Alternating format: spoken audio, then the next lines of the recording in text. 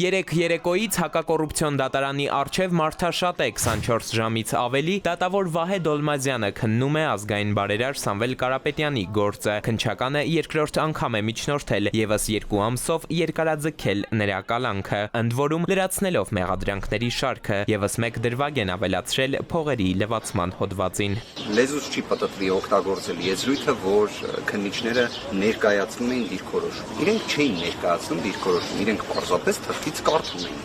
Մի թղթից, որը բովանդակային իմաստով ոչ մի առնչություն չունի Սամվել Կարապետյանի հետ։ Ազգային բարերարի պաշտպանական թիմը քրգործի մասին արդեն տեղեկացրել է միջազգային գործընկերներին։ Եվրոպական հանձնաժողովից նույնիսկ արձագանք կա։ Պատասխան նամակով հայտնել են, թե հետևում են իրադարձություններին, մանրամասնում է Նարեկ Կարապետյանը, այսուհանդերձ կարևորելով մեր հասարակության գնահատականը տեղի ունեցողին։ Այս ամեն ինչը արվել է, որ մեր հասարակության հույսերը ջարդվի,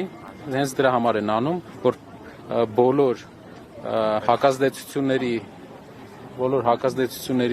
օջախները կարողանան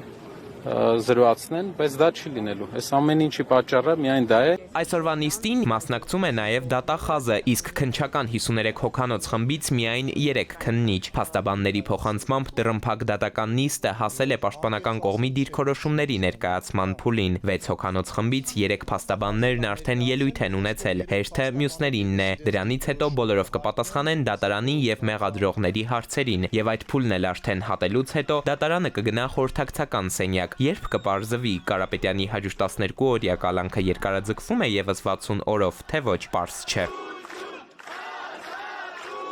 Սամվել Կարապետյանն անազատության մեջ է հունիսի 18-ից, հիշեցնեմ, դրանից 1 օր առաջ Մայրաթոր Սուրբ Էջմիածնի բակից ի պատասխան լրագրողի հարցադրման նա ասել էր, թե եկեղեցու պաշտպանության գործում ունենալու է իր անմիջական մասնակցությունը, մեջբերում, եթե չհաջողվի քաղաքական գործիչներին, ուրեմն մենք էլ մեր ձևով ենք մասնակցելու այդ ամեն ինչին, մեջբերման վերջը։ Քրեական վարույթ նախաձեռնելու հիմքը նրա հարցազրույցի այս հատվածը դարձավ, ինչը փաստաբանների եւ մի շարք այլ մասնագետների պնդմամբ պարզապես հայտարարություն է ի աջակցություն եւ պաշտպանություն եկեղեցու։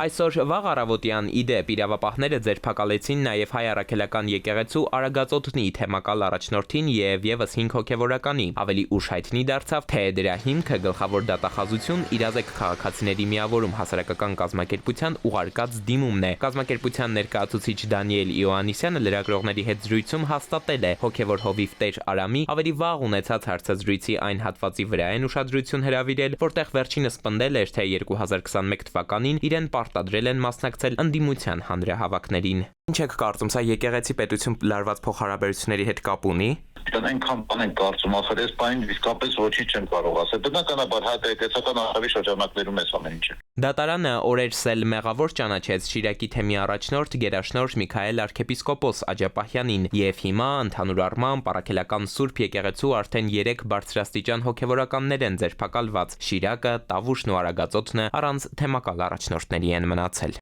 Էդուարդ Պողոսյան, ժամը լրատվական։